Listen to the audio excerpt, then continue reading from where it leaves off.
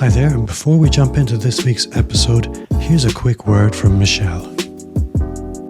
Building your career in the energy sector, especially as a woman, can be very challenging, even when you're good at what you do. There are politics and corporate dynamics at play which can be hard to understand. Navigating this alone can be very difficult, and if you've reached a place in your career where you'd like to take control and start shaping events instead of reacting to them, then you might just be a great fit to work with me. If this sounds like you, then you can connect with me wherever you like to hang out online, or email michelle@michellefraserconsultancy.com, and let's start our journey together. Hi there, and welcome back to the Energy Sector Heroes podcast. My name is Michelle Fraser, and every week I will speak with incredible people who share their lessons, experiences, and stories from their time spent in the energy sector. Hi there, and welcome back again to this week's episode. If you're new to the show, then please take a second to subscribe and even consider sharing the show with just one person. This week, I am joined by Matthew Kleiman. Matthew is the CEO of Cumulus Digital Systems. Matthew, would you like to introduce yourself, please? Hey, Michelle, thanks for having me. It's great to be on the show. Really appreciate it and looking forward to our discussion. So as you mentioned, I'm now the co-founder and CEO of Cumulus. Had a little bit of a winding road to get here, but Cumulus is a 6-year-old company. We started it, my co-founders and I, in 2018 when we spun it out of Shell. And I was in Shell for 6 years before that. And before joining Shell, I was in the aerospace business industry. And I joined Shell shortly after the Deepwater Horizon, when a number of energy companies were looking to bring capabilities from the aerospace world around reliability and quality so that something like Deepwater Horizon doesn't happen again. And we started a center in Boston to focus on that, and happy to get into that during the course of the discussion. But that's the general background. And as I mentioned, in 2018, left Shell when we spun Cumulus out. It was something we had developed internally, had a lot of traction on, and have been growing it as an independent business ever since. Okay, because that's really interesting that you grew it internally. That must have been difficult whilst working at a major.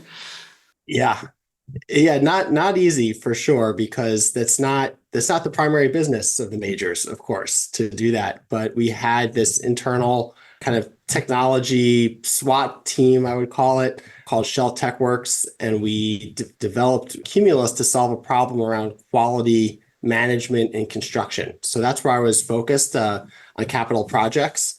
And the problem that we saw is that as much as we were digitalizing things like scheduling, planning, 3D modeling, surveys with drones and other type of sensing equipment to look at progress on capital projects and turnarounds, we did a very bad job at managing the human element on these projects. At some point on any of these projects, no matter how much you model and plan and estimate, a human being has to go out into the field and do something. They have to put something together. And a drone survey can tell you that a piping rack has been built. It can't tell you whether it was built correctly, whether that piping is going to leak or have some other problem with it. And so we wanted to develop a system that used technology to both help and also manage those workers in the field, to guide them through each step of a work procedure, and then collect data that would actually confirm, yes, that flange on the piping was tightened properly, the welding was done correctly, the pressure test was performed properly. All those elements that are generally collected on paper, if they're collected at all today, and lead to rework and leaks and other problems down the line when something isn't done right. And so that's what we created Cumulus to fix. We had a prototype in Shell, and then it took us, after we had some initial success, it did take us over a year to work through the internal processes to eventually get all the sign-offs we needed to spin it out and make a go of it as an entrepreneurial venture outside of Shell. But we did it, and it's been great. Okay, but that sounds amazing though. So that must have been difficult just starting it in 2018, because you must have been coming up against some pretty difficult times during COVID then, because I think COVID just started maybe 2019. Yeah, 2020. So the way things kind of worked was 20, well, I guess it started in 2019, but really started affecting businesses like ours in March 2020. So towards the end of 2018 is when we left Shell. Took 2019, really getting our feet under us as an independent company, turning the technology from a prototype into a real commercial product. So early 2020, all kinds of optimism. Hey, okay, we kind of have developed our sea legs and we're ready to get going. And then boom, COVID happens, shuts down the industry and the world. And it was close going. The business came close to going under, but we had great investors, we had a great team, and we got through it and started to come out of it. Late 2021 is when things turned for us and we started growing again. Okay. That could be quite a challenging for most businesses. How did you really handle that situation? So a couple of different ways. We were fortunate that by the time COVID started, we had a couple of anchor customers, both inside and outside of Shell.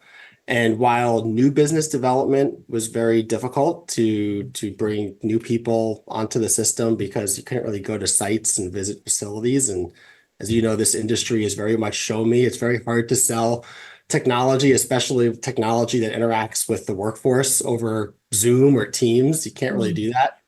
But we had customers who were using our system and who stuck with it. We didn't lose a single customer that we already had, and they had work going on. So that revenue plus support, we did get some additional funding from our investors who we had raised when we first started the company. They provided some additional funding to kind of bridge us through that.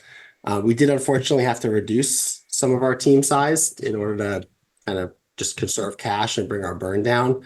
But the core team was able to get through it, and then things turned, and we were able to kind of get going again once as the world started to open up. Okay. Sounds amazing. I was going to ask you, have you ever had any mentors during your career then? How do what? I'm sorry. Have you ever had any mentors during your career? Oh, absolutely. I have been fortunate before starting Cumulus to have a series of great bosses. And I've just been very lucky in my career, both right out of grad school through working in aerospace. I was working at a company called Draper, and then inside of Shell, I had a couple of mentors, both my boss and some others. And all three of them were the three people I'm thinking of are were instrumental in both guiding me in what I needed to learn how to do, but also pulling the reins a little bit. I just to give one story and one example, my boss in Shell, a guy named Sean Murphy, who I'm still very close with today, I was it was my first management position when I joined Shell. Before that, I was always an individual contributor. And one of my problems was I would always go ahead of the team because I could do something fast. I would just do it, as an individual contributor would. And this Sean was really good at helping me learn to think as a manager, as a leader of the team, as what it means to wait to give the team a chance to catch up and do what they're going to do and bring them along with you versus just going headstrong. Yes, I could do this fast. I want to do this fast. So lots of things like that where people helped me learn and grow, learn about the industry, and you can never have enough of them, and they keep supporting me through my career, even long after I stopped working for them. Okay. So, what was the takeaway piece of advice that you always use today then? A couple of things. Persistence. Persistence is important. That while when working in the energy industry and you want to do things that are innovative, especially and new, you're going to be told no a lot. That's it's a conservative industry. It's conservative in many cases for good reasons, but sometimes not so good reasons. And it's important while you have to be respectful to people who tell you no, you have to be persistent in what you want to do in not necessarily accepting a no at face value. And of course, don't do anything that breaks rules or risks getting you fired or anything like that. But healthy persistence in accomplishing something new is okay, and it's the only way you're going to get things done. Otherwise, The default answer is often no. It's you have a box, stay in your box, do what's in your box. There's a lot of peer pressure to do that, but it's possible to break out. It is possible to break out, but is it really hard to break out? What advice would you give our younger audience? Well, yeah, one would be the persistence piece, but I would also say something that I think about. It's called systems thinking, and that really comes from the aerospace world, where we often, when we're in a job, especially when we're new, we just look at what's immediately around us, whether that's positions or my responsibilities or whatever your responsibilities are. But we work in giant systems. And in the aerospace world, you think about an airplane as a system. You have the engine, you have the pilot, you have the crew, you have the avionics. Each of those are extremely complicated pieces of equipment or humans in the system. But the system only works because everything is working together. And you can say the same thing about a chemical plant, an offshore platform, a business, a team, whatever it is. We're all systems of systems. And you will be much more what I encourage people to do is be much more successful if you understand how your component of the system, wherever you are, affects everything else and have that broader view of, well, maybe I'm a piping engineer or maybe I'm a controls engineer or whatever I might be, but how does that affect the rest of the plant?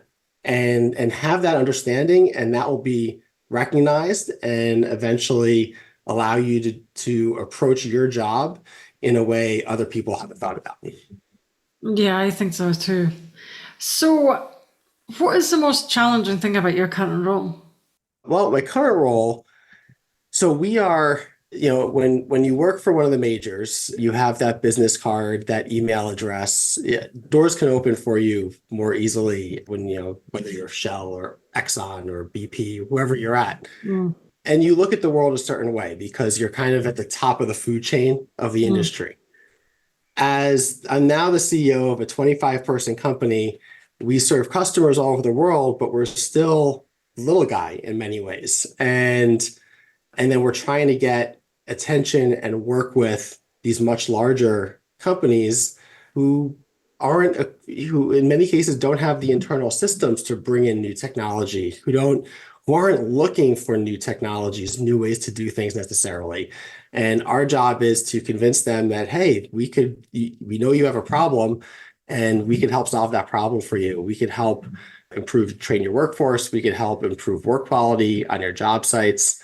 But it's very much the mouse and the elephant, that old story. And that can be challenging, especially when you're coming from having been at the complete other end of the food chain, and that's what you were used to. Okay, but that must be very difficult to navigate around. Have you got It any is. advice for our younger generation about how they can do that? A couple of ways. It goes back to what I said about persistence. It also goes back to building trust. So what folks in our industry, just like most industries, they don't like being sold things, right? They don't want to feel like they're getting a sales pitch about something, or that they will react to that with a lot of skepticism. But if you're able to approach it more as one, build up your own expertise, that you come, hey, this is, you know, I understand you, customer, and what your day-to-day struggles are like and what you're worrying about. And I can help make your life or your team or your plant better. And this is how I can do it. And just be straightforward, be honest. Don't try to, use any tricks or anything like that. Be very upfront about what you can do and also what you can't do, because nobody can be everything to everyone. Build that trust, become a partner, a source of pain relief versus a pain to that person. You'll build those champions, you'll build that trust, and you'll be successful. Okay, that sounds like amazing advice. So, I was going to ask you, have you had any career disasters? Well, I don't know if I'd call it disasters because I think things have certainly gone well, but certainly setbacks. Certainly setbacks to be sure. I've gone for promotions that I didn't get and were given to other people, when I competed for certain roles. that competed with other people, and I didn't get it. And you kind of have to figure out how to, and then you end up, in my case, I ended up working for the person who got something over me, and you have to figure out how to make that work and to put your ego aside and still do your job and be a good colleague to people. So certainly had that, as most people do. I would say we talked about COVID earlier from a company perspective. That was as close to a disaster as it could have. I mean, we really were within weeks of going out of business before we were able to kind of adjust and pull through. And then in the process of spinning Cumulus out of shell, I go back to saying no. We were told no by three different governing bodies until the right person was able to say yes and help clear through the red tape that you see inside a large organization. So each of those three times we were told no, that felt like the end of the world because we thought, what is it that we're seeing that they're not seeing? And, they were looking at it from a very different perspective than we were. They didn't have all the same information that we did. And we just had to do it respectfully, politely, not that you're trying to burn down the building, but, say, no, this is the right thing. It's both good for the company. It's good for the projects and the sites, and it's the right thing to do. And eventually, you could win out at the end of the day and be successful and educate the people who need to be educated. Yeah, I think so too. But one of the I think a quite important topic that you just struck on is losing out in promotion and then maybe having to work for the colleague that you. Yeah. Yeah, how do you even go about doing that? I mean, it's devastating enough having competed against each other that or maybe didn't get it. But I mean, I'm not gonna pretend it was easy and oh shucks, that's too bad I didn't get it and go on your merry way. Sure, everybody has pride, has an ego, and you go through that, how could they make that decision? Oh, it's unfair. You go through that, those 5 stages of grief, as they say. But part of being a professional is to understand that one, it's not the other person's fault. I mean, there was nothing, it wasn't like, there was, the other person was no better or worse of a person than you are. It is the person who, in my case, went out over me. I had pre-existing a very good relationship with, and I just kind of had to process those 5 stages of grief internally and with my family as fast as possible, get through it, and realize, I was 35 years old at the time, and that's still relatively early in the career, and there will be a lot more opportunities. And it turns out it worked out for the better, because I think if I had gotten that promotion, I wouldn't have been in a position to lead the spin out of Cumulus and become the CEO of Cumulus, because my career would have taken a different direction, which probably would have been great, very likely. But one opportunity closes, another one opened eventually. Maybe it was 6 months or so later, and things tend to work out. So, but as you're going through it, it's psychologically hard, and it's a test. It's one of those tests in life that you need to rely on your support network, and that's really important to have that support network. I had in my family and my friends, and get through it and realize you're gonna live to fight another day. yeah, I do agree with that as well. But it is. Do you really think that just as one door is closing, maybe something better can be around the corner? Absolutely. I've seen that both with myself and others over and over again in my career, that if you are a proactive person, if you're an ambitious person, and you keep your eye open to be willing to try new things. So I had never been the CEO of a company before, but it was something I was excited about learning how to do. And I've certainly, over the last 6 years, I think I'm a much better CEO now than I was 6 years ago. But I was willing to learn, and I got mentors. We talked about mentors before, so I made sure I had mentors, other people who have built and run companies, been entrepreneurs, to give me advice. I joined a couple of peer mentorship groups as well of other CEOs of startup companies. Those were all critical in helping me figure it out. But it would have been very easy for me to say, oh, I don't know if I want to be CEO. I don't know if I want to leave Shell, which was a great job, and I really enjoyed being there. and take a risk, like starting a new company from scratch. But if you're willing to do it, really great things could come. Even just that statement there that you just made a minute ago is quite crucial. Is it difficult to come from an oil major to go to a startup? Yes, it can be for sure. It's obviously, it couldn't, everything about it is different from your work environment, your goals, the type of support you have. On the positive side, it's whether you succeed or fail is very directly up to you. So, and the team that you're leading, which some people like, and I found that was a really good fit for me, but it's not for everybody. But it also in my career made a few career changes that prepared me for that. As I mentioned earlier, I was originally in aerospace and I was looking, I thought I would stay in aerospace my whole career, and then jumping over and joining Shell, that was in its own way a big change, a big risk, very different, had to learn a whole new industry. So I was, it wasn't the first time I had kind of taken a leap to try something very new and that I was uncertain whether I could succeed at. But that's interesting in itself, because did you find that your skills were transferable from one industry to the next? That's a really good question. Probably not there's probably not a pithy answer to that. Yes and no is the best I can do. And I could say, yes, being the way you think about problems, the way you interact with people, both above you, below you, even, to the side of you. Humans tend to be humans in any environment, and that kind of interaction and way of working and being a good colleague to people is important wherever you are, whether you're large company, small company, no matter what. It's that common human element. But the way the industry works, the way companies work is all very different. And you come in, and I often equate it to someone who's used to using a PC, and then they're given, for years, then they're given a Mac, or maybe they use a Macintosh and then they're given a PC computer. You've been using computers your whole life, but you get the new operating system and you feel like you're a complete idiot. You're like, I don't know anything. I don't know how to do anything on this thing. And it takes a few days for you to get used to that.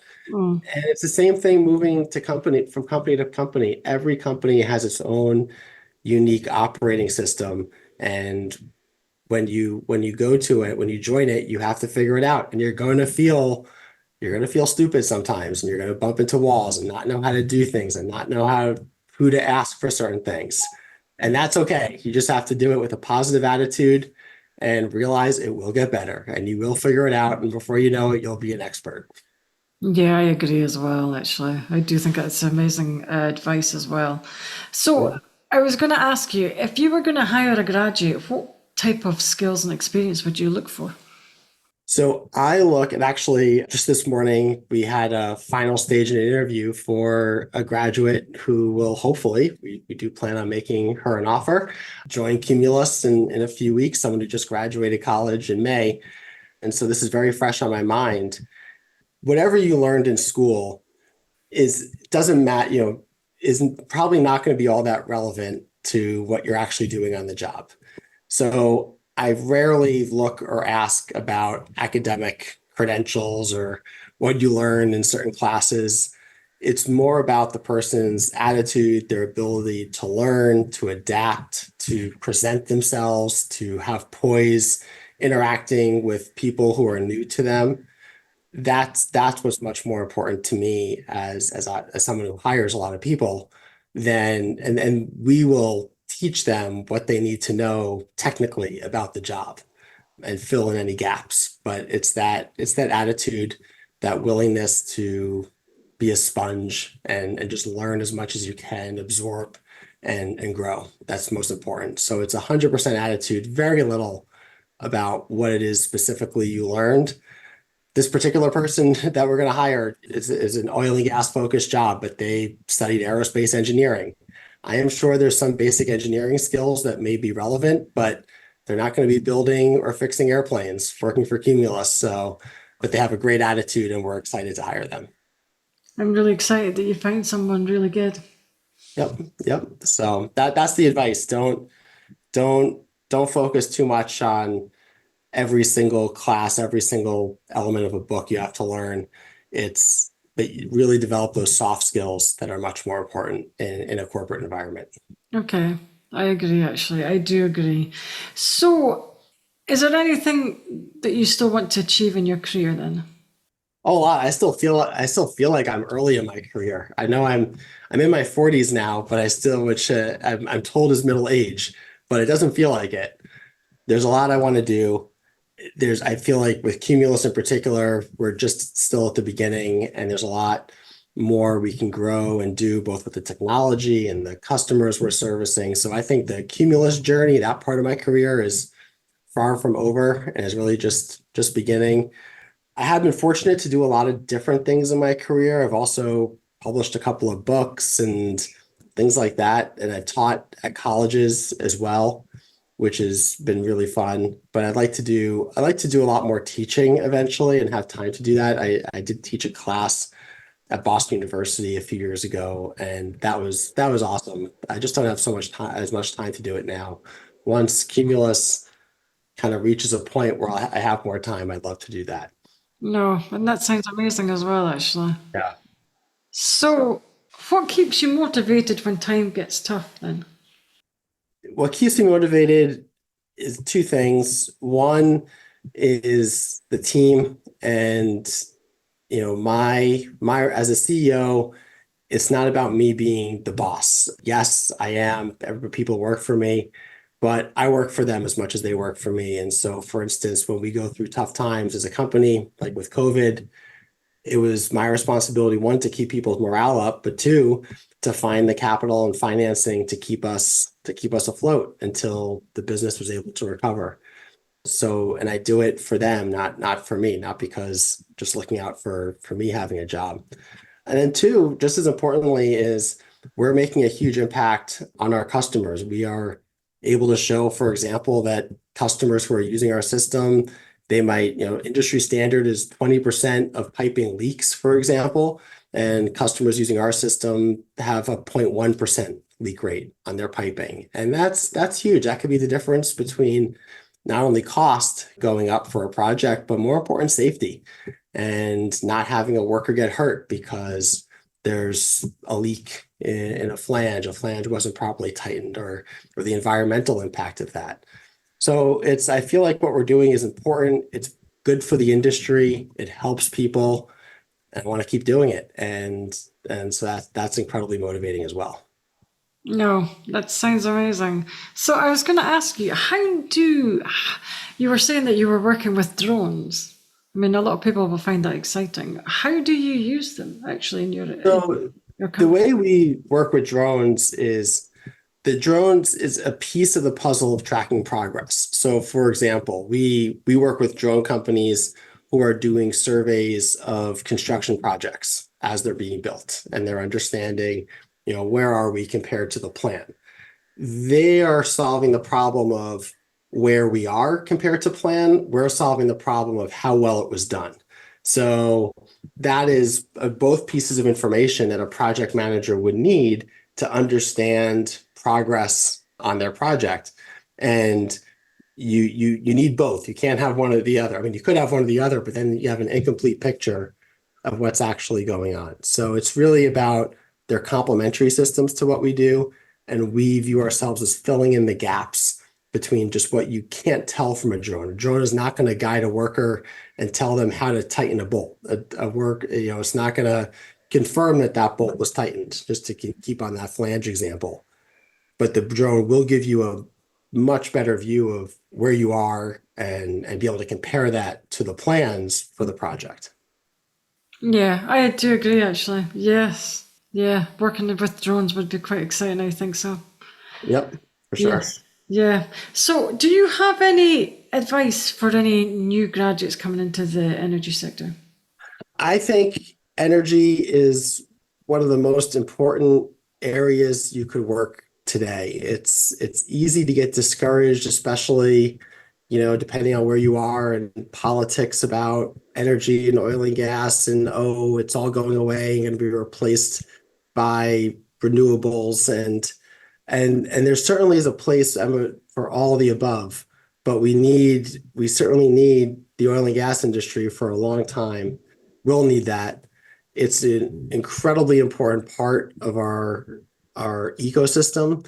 It's actually a huge part of everybody's focused on AI and the AI story. It's a huge part of the AI story because you can't operate chip fabs or data centers without energy to run them. That's a big limiting factor. So in addition to everything else that the energy industry influences, it's a big part of the AI story, which is one of the most exciting technology stories we have in recent years and will play out into the future.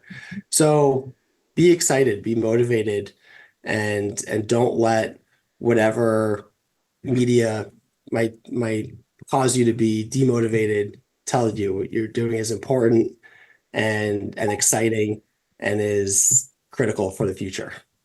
I agree. And I couldn't think of any better advice to give. So I'm going to maybe ask you one more question. Sure. If you could turn back time, what piece of advice would you give to your younger self? Oh, that's a deep one. Give me a few seconds just to think. What piece of advice would I give to my younger self? I would say, I think when I first came out of school, I was on a path. I thought I was on a path of what I was supposed to do versus what I wanted to do. I kind of defaulted into an initial career. And it took me a little while and some twists and turns to figure out what I really love to do.